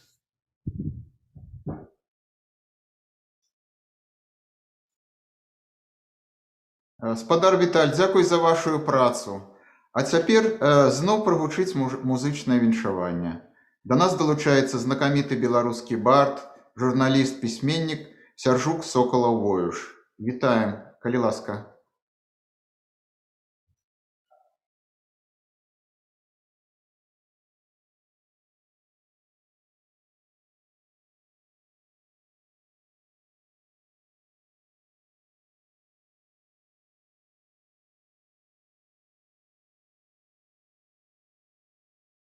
Сяржук. Спадар Сяржук, мы не чуем вас. Калі ласка, паглядзіце мікрафон там. Вы на... Okay. Ага, теперь чуете, так? Ось так добра. Моя помылка. Я почну с песни, якая была написана у годы Другой Всесветной войны. Это были поэты Арсений Тарковский и Матей Косенко, российские поэты. И они написали песню, якая мае дачыненне до Беларусі у тым сэнсе, что музыку да яе написал беларускі композитор Исаак Люба. Напрыканцы войны Беларусь фильм киностудия, наш вядомый кинорежиссер Кор Саблин снял фильм. Фильм называўся «Живи, родная Беларусь», або беларускі концерт. И под конец гэтага фильма эта песня гучала у перакладзе Петра Глебкі, гучала по-беларуску. На жаль, тэкст яе быў такі: тост наш за Сталина, тост наш за партию, тост наш за сцяг перамог. И нават выпущены быў вось такі плакат, які намаляваў мастак Астроўскі. Конечно, гэтую песню я чуў, як спявалі мае бацькі, якія былі камуністамі. І гэта песня у мяне сядзела ў галаве, я ніяк не мог позбавиться идеи, что треба зрабіць беларускі, нормальный, чалавечы, беларускі вариант на гэтую музыку Исаака Любана. И вось вариант атрымаўся такі. Чарочки тонкие, келихи гонкие, пырские, пена праз край. Тосты заўсёдныя, гучныя, звонкія, п'ем за радзіму, за край. Шлях Беларуси, стежки приватные, сами звеем, развеем. А на нядолю чарки набатные грымнем и гучно спяем. Хай прыйдзе дзень такі, выдастся хай пора зорнай хвіліны свінца. Выпьем за снайпера, а не за снайпера, дык за стрельца малайца. Выпьем за снайпера, а не за снайпера, дык за стрельца малайца. Песня раздольная, чистая, вольная, рей над родимою кап. С хору агульного партия сольная трапно поцелила ў трап. Ледь толькі выблішне доля няўвольная з-пад лахманоў кайданоў. Ну ж моя рульная, кульная, здольная, эх, затастуем зноў. Ну ж моя рульная, кульная, здольная, эх, затастуем зноў. Хай прыйдзе дзень, такі выдастся, хай пора зорнай хвіліны свінца. Выпьем за снайпера, а не за снайпера, дык за стрельца малайца. Выпьем за снайпера, а не за снайпера, дык за стрельца малайца. За снайпера. Пойдем далее. Наступная песня – это конец 80-х, початок 90-х. Як і сёння судзілі за сцяг. У гэтым выпадку судзілі маіх цудоўных сяброў у Новополацку, Васіля Храмцова, ужо нябожчыка, і Анатолія Куліка. Калі вы бачыце цяперашнія нейкія матэрыялы відэа з Новополацка, дзе ідзе стары чалавек у капелюшы, у саламяным, са сцягам, гэта Анатоль Кулік. Васіль Храмцоў памёр. Памёрлі многія за гэты час. Памерлі Ігор Германчук, памёр Валерый Кондзякоў, памёр Віктор Івашкевіч. Многія нашы змагары памёрлі. Але яны ўсе атрымалі гэты сцяг. І вось тады, у сувязі з тым, што Васіля і Анатоля судзілі, я напісаў гэтую песню. Мы прыйшлі на суд у Полацку са сцягамі. Іх судзяць за сцяг і поўная зала сцягоў.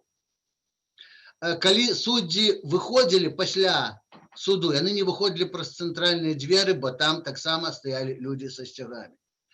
Потым мы арганізавалі пікет каля суда, зноў са сцягамі. Прычым арганізаваны он быў так. Была ідэя, што першы пікет арыштуюць, і тады аднекуль з пад'езду выходзіць другі пікет. Другі пікет арыштуюць, выходзіць трэці пікет. У нас было гатовыя 3 пікеты. Быў выходны дзень, і да гонару жыхароў Полацка ніхто міліцыю не выклікаў. Таму мы ўсе пайшлі на кірмаш, і на кірмашы ўсе шчасліва 3 пікеты былі затрыманыя, арыштаваныя, сцягі былі забраныя. Мы не выйшлі з міліцыі, пакуль нам сцягі не аддалі. Это былі іншыя часы. Цяпер так не зробіш. Цяпер трэба іначай, і я ўсё жыццё быў чалавекам радыкальных поглядаў і схільны да радыкальных дзеянняў. І мы нават тады планавалі, што, ведаеце, ёсць такая фраза у часе вайны, каб зямля гарэла пад нагамі ворагаў. Вось у нас была ідэя, каб гарэла зямля пад нагамі ў нашых ворагаў. І тады не было столькі мабільнікаў. Мы хацелі арганізаваць цэлую акцыю, каб сапраўды дзень і ноч ні ОМОН, ні міліцыя не маглі спакойна спаць. Тэлефанаваць, выклікаць туды, падманваць. Туды, там сцягі, там тое, каб яны не маглі. Мы спім, адпачываем, мы мяняемся, а яны пастаянна на нагах. Так доўга вытрымаць немагчыма. Але, на жаль, на той час такіх сілаў у нас не было, і гэты праект не быў здзейснены. Вось, а песня была такая. Я паправіў 4 радкі ў ёй, бо на цяперашні час іх скарэктаваў, яны былі больш да 90-х гадоў датычныя. Вы пачуеце, там, дзе пандэмія, там гэта новыя радкі. Во часы надышлі, во паўстала бяда, закруцілись, вялі, заламалі, і нікуды не дзецца ад залы суда і ад лавы в азначанай зале. Никуда не деться от залы суда и от лавы в означенной зале. Хай мяне то не боль, хай мяне то не страх, боль за іншае ў сэрцы збалелым. Судзяць кроў нашых продкаў, што легла на сцяг паласой. На полотнішчы белым судзяць кроў нашых продкаў, што легла на сцяг паласой. На полотнішчы белым. Ну давайте, судите, штрафуйте мяне, я и мертвый не выпущу тронки. Хтось на той, на другой, я ж на этой войне из земли. Не сыходят воронки, я ж на той, на другой, я ж на этой войне из земли. Не сыходят воронки. Сквозь уладный разгул и развал и бреда, чак и рохкат стоять для корыта. Пандемия и бедность, а в зале суда беззаконие шугая открыто. Пандемия и бедность, а в зале суда беззаконие шугая открыто. Я при вас, я при усіх, то яшчэ не конец. Сыну ў руки отдам его смело. Гэты сцяг, што позначыў і медчы свінец паласой. На полотнішчы белым гэты сцяг, што позначыў і меч і свінец паласой. На полотнішчы белым. Вось, ну і третья песня. Эта песня таксама вельмі старая, написаная давно, я давно ее не спевал. Она была написана, упершыню была спеваная у Менску на першым официально дозволеным митингу, официально дозволеным коммунистычными уладами митингу на стадионе Динамо. Вот. Ну, я не ведаю, так склалася, что я не спевал, але выглядае, что она актуальная и цяпер. Хвилинку. Хтось ад страху канаў, хтосьці так існаваў, хтосьці гінуў. хтосьці нёс праз рэпрэсіі праўды святло. Хтосьці ў смак гандляваў шматпакутнай радзімай краінай. Не сваёй, а маёй, больш сваёй у яго не было. І ён згубіў яе там, дзе магілы бязвінных паўсталі, дзеля сытых сталоў, дзеля новых чыноў і пасад, дзе пасеяў ману і бяспамятства вылюдак Сталін,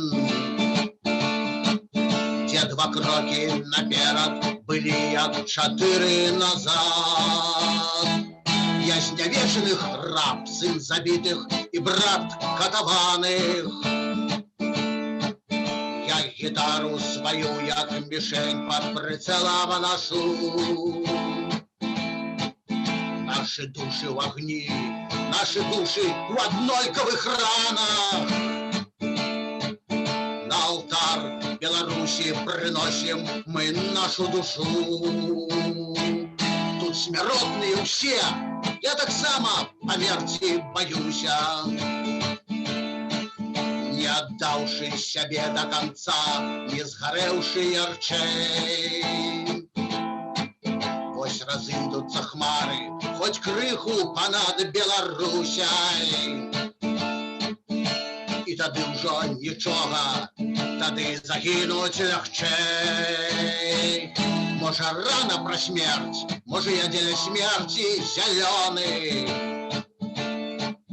Толькі вучыць мінулае тых, хто туды зазірнуў. Аднагодкаў маіх не дзесяткі, не сотні, мільёны. Дол холодны забраў назаўжды, імён не вернуў. Хтось ад страху канаў, хтосьці так існаваў, хтосьці гінуў. Хтосьці нёс праз рэпрэсіі праўды святло. Хтосьці ў смак гандляваў шматпакутнай радзімай краінай. Не сваёй, а маёй, бо сваёй у яго не было, бо сваёй не было. Ну и, наконец, еще одно маленькое слово. А тебе персонально, не ведаю, як от моего поколения, хочу попросить у теперешней молоди прабачэння, что мы вас привели в такую ситуацию, какой мы есть. Прабачьте.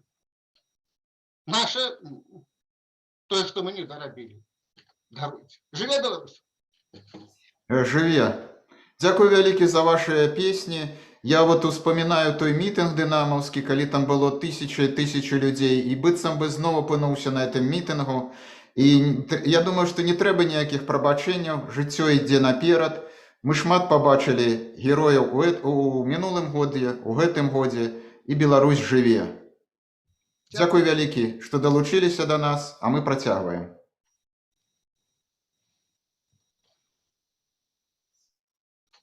А зараз некалькі слоў пра музычны праект «Сэрцам з Беларуссю». Гэты праект быў заснаваны ў кастрычніку мінулага года сябрамі Беларускага інстытута навукі і мастацтва ў Канадзе, БІНІМ, і згуртаваннем беларусаў Канады. Гэты праект аб'ядноўвае шэраг канцэртаў у падтрымку беларусаў, што зараз змагаюцца за свабодную і дэмакратычную бацькаўшчыну. І сёння ў нас прэм'ера. Гэты 8-й выпуск праекта. Пакуль гарыць свяча. Словы і музыка Андрэя Макарэвіча, тэкст у перакладзе Юрася Шамецькі, выконвае дуэт кантабеля у складзе Міхася Рыкава і Уладзі Шамецька. Запрашаем.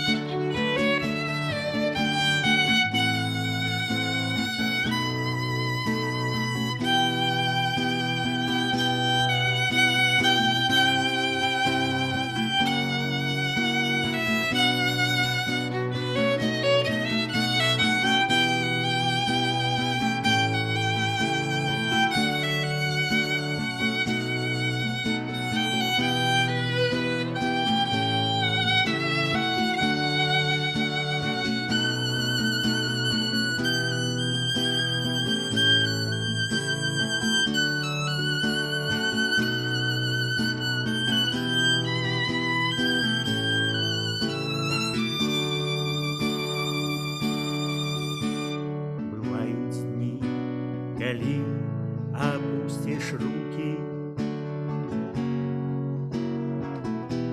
Няма ні слоў, ні музыкі, ні сіл. У такія дні я не пазбегну скрухі. Дапамагчы нікога не прасіў. І я жадаў ісці, куды папала, замкнуць свой дом і не знайсці ключа. Ты же верыў я, не ўсё яшчэ прапала. Пакуль жыве святло, пакуль гарыць свяча. Ты же верыў я, не ўсё яшчэ прапала. Пакуль жыве святло, пакуль гарыць свяча. Спяваць мяне ніхто не мог прымусіць. Маўчанне першароднасць усіх крыніц. Калі расправіць плечы, песня змусіць. Як цяжка будзе здзейсніць так, каб спеў спыніць. Хай засталося дзён недастаткова, і выпаў снег і менш агню ў вачах. Я ў соты раз усё пачну нанова. Пакуль жыве святло, пакуль гарыць свяча. Я ў соты раз усё пачну нанова. Пакуль жыве святло, пакуль гарыць свяча.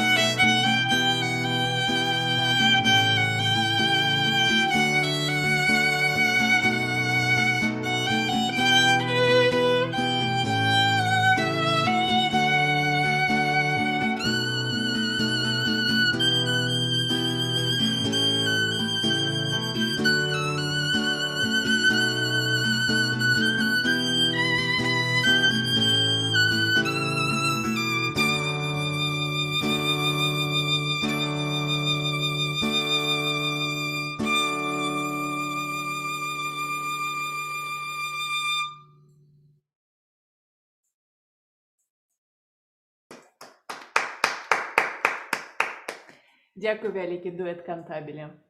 А мы працягваем. А зараз мы прапануем паглядзець відэастужку на хвалі еднасці беларусаў Канады, якія выказваюць сваю салідарнасць з беларусамі бацькаўшчыны.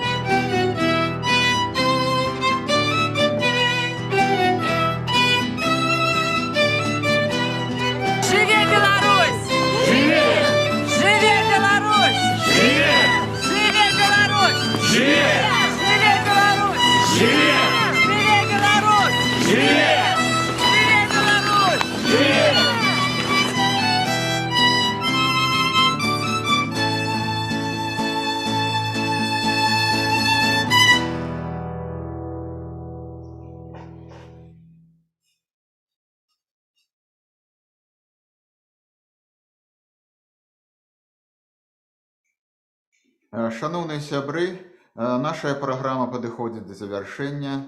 Жадаем шчыра падзякаваць арганізатараў і ўдзельнікаў і ўсіх тых, хто рыхтаваў, тэхнічна падтрымліваў і натхняў сённяшні стрым. Паважанае спадарства, шчыра дзякуем вам, што далучыліся да нас, падтрымалі нашу імпрэзу. Віншуем вас сардэчна з надыходзячым днём волі. І напрыканцы, па традыцыі, гучыць гімн магутны Божа.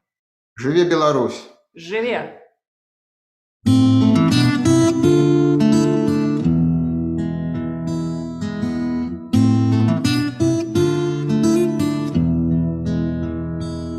Магутны Божа, уладар сусветаў, вялізных сонцаў і сэрц малых на Беларусяй, ціхай і ветлай рассып праменне свае хвалы.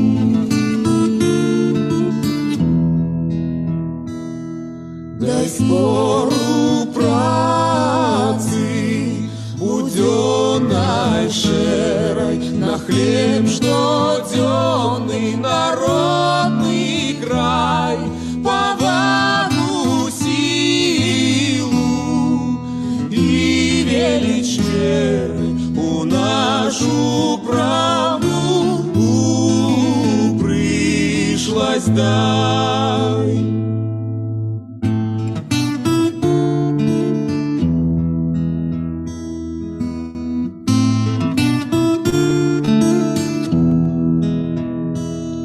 Дай урадлівасць